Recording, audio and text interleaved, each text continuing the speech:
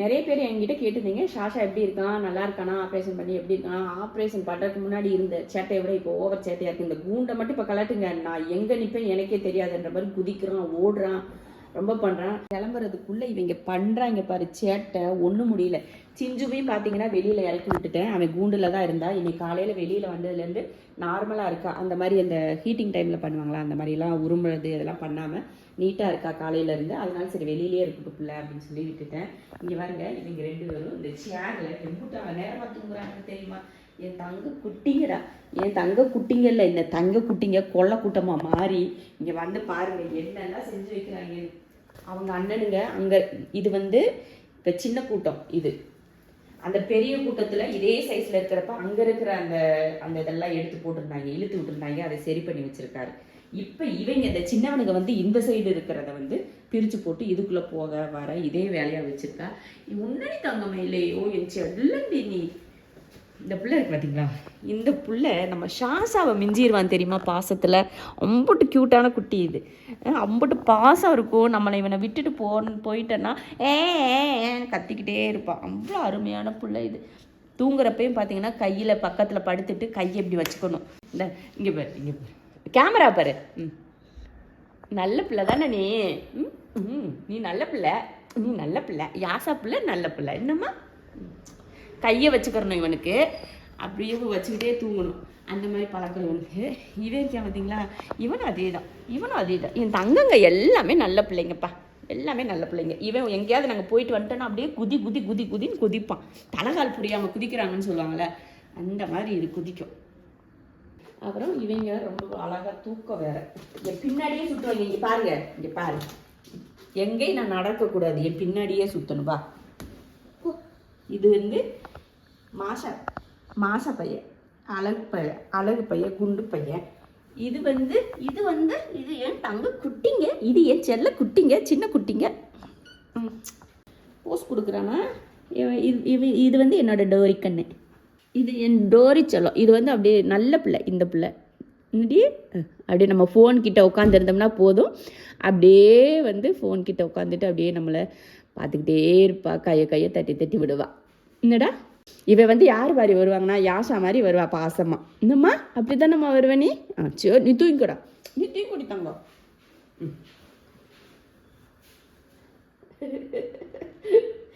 தூங்கிட்டாங்க. இந்த மாதிரி காலையில் நேரம் பார்த்தீங்கன்னா ஓவர் ஆக்டிவாக இருப்பாங்க. என்னைய சீக்கிரம் ஒரு நாள் கூட நல்லா தூங்க விட மாட்டேங்கிறாங்க. என்னை காலையில் வந்து என் உடம்புல ஏறி ஓடி குதிச்சு என்னை எழுப்பி விட்டுருவானுங்க. அப்போ இப்போ காலையிலேருந்து சிஞ்சு வந்து நல்ல குழந்தைங்க கிட்டேலாம் நல்லா ஜாலியாக விளையாடுறா, ஓடி ஆடி விளையாடிட்டு அதுங்க கூடயே சுற்றிக்கிட்டு இருக்கிறா பாசமாக. இந்த மாதிரி ஒரு பாசத்தை பார்த்துருப்பீங்களா எங்கனாச்சு அம்மா பிள்ளைக்கு. ரொம்ப ஆக்டிவாக இருக்குது காலையிலேருந்து. சிஞ்சு ஓடுது, விளையாடுது, பூனை குட்டிங்களை அவங்க குட்டி பசங்களை துரத்துது. சிஞ்சுமா இல்லை, சிஞ்சு இல்லை, சிஞ்சு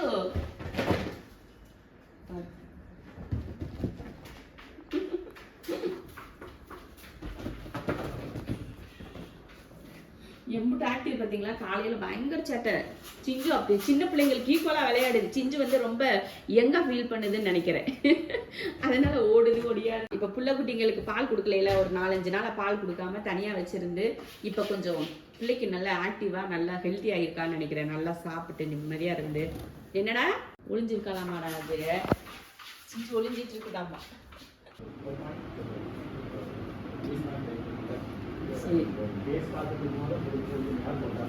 அங்கெல்லாம் ஒண்ணு நீ பண்ணது போதும், கீழே இறங்கி வா. மேலே இந்த ஒரு இடம் தான்ப்பா ஏறாம இருந்தானுங்க, இப்ப அங்கேயும் ஏறிட்டாங்க. எல்லா இடத்துலயும் ஏறி இப்படி பண்ணீங்கன்னா நான் என்னதான் செய்யறது. உங்களை தவிர்த்து ஒரு இடம் இந்த வீட்டுல அங்க என்ன வேலை உனக்கு? கீழே இறங்கு. நீ விஜய் டயலாக் தான் வைக்கணும். தம்பி கீழே இறங்கு அப்படின்னு சொல்றாங்க பாரு, அந்த டயலாக் வச்சு தம்பி கீழே இறங்குப்பா. மண்டையும் பாரு, இறங்குடா கீழே. சாரி இறங்குடி கீழே. எனக்கு தெரியலையா நீ என்னம்மா சர்வசாதாரணமா பண்றாங்க. ஷாஷாவுக்கு 11வது நாள் ஆப்ரேஷன் பண்ண போயிட்டு நாங்கள் வந்து அவங்களுக்கு வந்து ஸ்டிச்செல்லாம் போட்டிருந்தாங்கன்னா அந்த இதெல்லாம் தையலெல்லாம் எடுத்து விட்டுட்டாங்க. எடுத்து விட்டதுக்கு வந்தப்போ இனிமேல் ஷாஷா வந்து எப்பயும் போல் நார்மலாக இருக்கலாம் அப்படின்னு சொல்லிட்டு டாக்டர் சொல்லிட்டாங்க. ஷாஷாவையும் வீட்டுக்கு கூட்டிகிட்டு வந்துட்டோம். அவ்வளோதான், முடிஞ்சுது. சாசாவோட எல்லா ப்ராப்ளமும் சால்வ் ஆயிடுச்சு. அவன் ரொம்ப ரொம்ப ரொம்ப ரொம்ப நல்லா இருக்கான். ரொம்ப தெளிவாக சூட்டிப்பாக வெளியில் ஓடிட்டு எப்படா திறந்து விடுங்க ஓடிடலாம் அப்படின்னு சொல்லி காத்துக்கிட்டு இருக்காரு சாரு. நாங்கள் சார் திறக்கலாம் முடியாது, அவர் உள்ளேயே இருக்கட்டும். ஏன்னா வெளியில் சும்மா போயிட்டு வந்துட்டு இருக்காங்க. அதனால் இவனை வெளியில் விட்டேன்னு வச்சுக்கோங்க, இவனை பாதுகாக்கிறதுக்கே வீட்டில் இருக்க ஒருத்தரும் பத்தாது. அதனால் சரி இவன் உள்ளேயே இருக்கட்டும்னு விட்டுருக்கோம். அப்புறம் என்னென்னா நிறைய பேர் என்கிட்ட கேட்டிருந்த கேள்வி என்னென்னா, எதுக்கு இது குட்டிங்கெல்லாம் போய் ஆப்ரேஷன் பண்ணி விடுறீங்க, அது பாவம் இல்லையா, அது என்ன செய்யும் ஏது செய்யும் அப்படிலாம் கேட்டு, அது வந்து உங்களுக்கு வந்து நீங்கள் பெட்டு வளர்த்துருந்தீங்கன்னா கண்டிப்பாக அது புரிஞ்சிருக்கும் இதெல்லாம் ஏன் பண்ணுறாங்க அப்படின்னு. நிறைய பெட் பேரண்ட்டுக்கு வந்து இதை பண்ணுறது எவ்வளோ நல்லது அப்படின்றதும் உங்களுக்கு தெரிஞ்சிருக்கும்.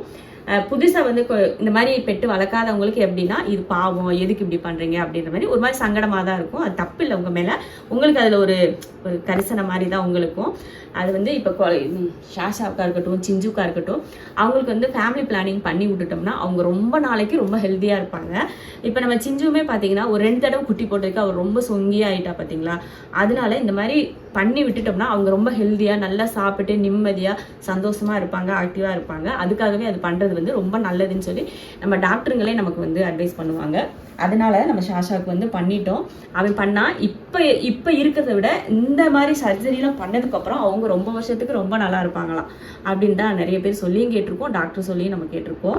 அப்போ நிறைய பேர் கேட்டிருந்தது, அந்த பூனைக்கு வந்து நீங்கள் காலர் போட்டு அதை வந்து ரொம்ப கொடுமைப்படுத்துறீங்க, பாவம் நீங்கள் கொடுமைப்படுத்துறது ரொம்ப கடவுளுக்கே அடுக்காது அப்படிலாம் சொல்லியிருந்தீங்க. கண்டிப்பாக அப்படி இல்லை, அது வந்து அவங்களோட சேஃப்டிக்காக தான் நம்ம வந்து காலர் போடுறோம், எங்களோட சேஃப்டிக்காக இல்லை. எங்களை ஷாஷா என்ன பண்ணுவான் அப்படின்ற மாதிரிலாம் கிடையாது. அவனோட சேஃப்டிக்கு என்னன்னா, அவன் வந்து அந்த புண்ணு பார்த்தீங்களா இந்த பண்ணிட்டு இருக்கான் பாருங்க, தையல் இருக்கிறப்போ இந்த மாதிரி பண்ணா அப்படின்னா அந்த தையலை உருவிடுவான். அது என்னமோ குச்சி மாதிரி நீட்டிக்கிட்டு இருக்கு, அது என்னன்னு சொல்லிட்டு அதை கடிச்சு இழுத்துருவான். அந்த தையல் வந்து பிரித்து எடுக்காமல் இருக்கணும் அப்படின்னா நம்ம இந்த மாதிரியெல்லாம் காலர் போட்டு வச்சுருந்தோம்னா இந்த மாதிரியெல்லாம் பண்ண மாட்டாங்களே, அதுக்காக தான் காலர் போடுறது. அதுக்காக தான், மற்றபடி வேறு அவங்கள வந்து சங்கடப்படுத்தணும் அப்படிங்கிறதுலாம் இல்லை. நம்ம வீட்டை பொறுத்த வரைக்கும் பூனைங்க எல்லாருமே ரொம்ப ஜாலியாக எந்த ஒரு கட்டுப்பாடு இல்லாமல் எல்லா இடத்துலையும் போயிட்டு வந்துட்டு தான் இருக்காங்க. நாங்கள் கூண்டு கூட இதுக்கு முன்னாடி எங்கள் கிட்ட கிடையவே கிடையாது, இப்போ தான் வாங்கியிருக்கோம். குழந்தையா இருக்கிறப்ப கூட நாங்கள் கூண்டில் வச்சு அடைக்கல. இப்போ தான் சிஞ்சுவை வந்து ஹீட்டிங் டைம் இருக்கிறதுனால வேண்டாம் அடுத்து குட்டி போட்டுருவாளோ அப்படின்னு பயத்தில் அவளுக்கு ஒரு கூண்டும், ஷாஷாவுக்கு வந்து இந்த மாதிரி இருக்கிறப்போ மற்ற பூனைங்க போய் டிஸ்டர்ப் பண்ணக்கூடாது அப்படின்ட்டு அவனுக்கு ஒரு கூண்டு தான் நான் வாங்கினோம். இல்லைன்னா அவங்க பாட்டு ஃப்ரீயாக தான் சுற்றிட்டு இருக்காங்க வீட்டில். ஃபைல கூட பிச்சு வச்சிடறாங்க. என்ன செய்யறாங்க தெரியுமா, வீட்டில் ஒத்த பொருள் இல்லை, சார்ஜர்லாம் தொங்க விட்டா ரெண்டையுமே பிச்சு தனித்தனியாக சல்லிசலியாக எடுத்து விட்டுறானுங்க. அதுதான் நான் சொன்னேன், ஏன்டா நைட்டில் நான் தூங்குறப்ப அசையவே இல்லாமல் இருந்தால் என்னைய கூட காலையில் தின்னு முடிச்சு காலையில் வந்து துண்டு துண்டாக எடுத்து வச்சிருப்பீங்க போலடா அப்படின்னு சொல்லிட்டு இருந்தேன். பிச்சு போடுறதெல்லாம் தூக்கிட்டு போய் ஒட்ட வைங்க நீங்களே. என்ன நினைப்பாங்க, இதை நான் தான் பிச்சு எடுத்துட்டே நினைப்பாங்களாங்க. எப்படி கடிச்சு போட்டிருக்காங்க, நாய்க்குட்டி கூட மோசமாக இருக்காங்க இப்போ அந்த பிள்ளைங்க. அச்சோ அச்சோ, தங்க பிள்ளைக்கு எல்லாம் என் தங்க பிள்ளைக்கு எல்லாம் சரி பண்ணிட்டோம். என்னடா அடுத்த பிள்ளை வந்து ஒரு 2 நாள் மட்டும் நல்லா ஃப்ரீயை விட்டுட்டு நல்ல கறி மீன், தினம் கறி மீன் தான் தின்றேன். உடனே டெய்லியும் கறி கொஞ்சம் என் பிள்ளை கொஞ்சலடா, என் பிள்ளை கொஞ்சலடா தங்கட்டி நீ அம்மடி சொல்லண்டி எப்படி பத்தியாசமா கொஞ்சலே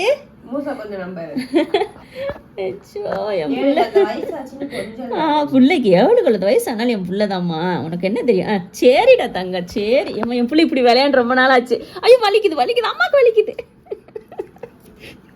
வலிக்கிற மாதிரி கடிச்சுன்னா அடிச்சிருவேன்.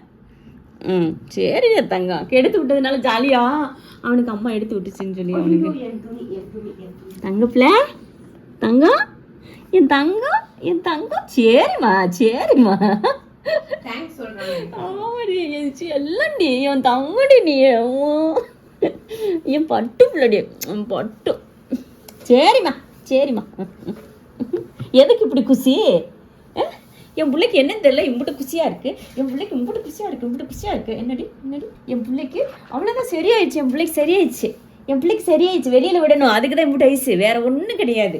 வெளியில விட்டுருவா அம்மா இப்படியெல்லாம் கொஞ்சினோம்னா அப்படின்னு சொல்லிட்டு தான் ஒரு 2 நாள் கழிச்சு குளிப்போம். அழுக்கு முட்டையா இருக்க 2 நாள் குளிச்சுக்கலாம், என்னடா ஒரு 2 நாள் கழிச்சு குளிக்க வச்சுக்கிருவோம் அப்படின்னு இருக்கேன். அழுக்கு ரொம்ப அழுக்கு, பின்னாடி எல்லாம் அழுக்கு, வால் மருந்து போடுறோம்ல, டெய்லி மருந்து போட்டதுனால நல்லா அழுக்கு. டாக்டர் பார்க்க பிரிக்கிறப்ப நான் பார்த்தேன், புண்ணு நல்லா நல்லா காஞ்சி வந்திருக்கு. நல்லா இருக்கு இந்த பிள்ளைக்கு நல்லா இருக்குது. இனி கூண்டுலாம் தேவையில்லை, மாஸ்கோ அந்த இந்த காலரும் தேவையில்லை, இந்த கூண்டும் தேவையில்லை. ஃப்ரீ பேடாக இருப்பார் எங்கள் பிள்ளை ஃப்ரீ பேடாக இருப்பார். அவ்வளோதான், எங்கள் பிள்ளைக்கு ஜாலி மூடாயிருச்சு. அடுத்து நம்ம சிஞ்சுவை பார்க்கலாம். என்னடி இது அம்மா சிஞ்சுவை போய் பார்த்து பேசிட்டு வந்துடுறேன். சிஞ்சுமா இங்கே பாரு, சிஞ்சுக்கு பார்த்தீங்கன்னா வேக்சினேஷன் போட்டாச்சு. வேக்சின் வந்து நாங்கள் ஃபஸ்ட்டு போட்டதுக்கப்புறம் 2வது போடவே இல்லை. ஏன்னா கண்டினியூவாக அவள் வந்து பால் கொடுத்துக்கிட்டு குட்டி போட்டுக்கிட்டே ஓட்டிட்டா, அந்த 6 மாதமாக ஓட்டி விட்டுட்டா.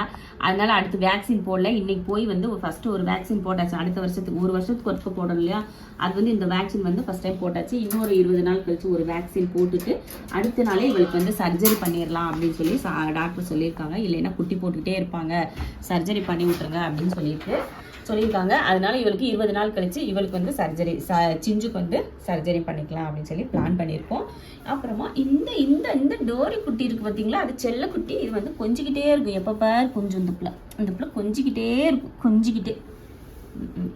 இந்த ஏலே குண்டா, சாப்பிட வேண்டிட்டு சாப்பிட்டா தூங்க வேண்டியதாண்டா, ஏன்டா இப்படி முடிச்சுக்கிட்டே இருக்கீங்க எப்போ பாரு.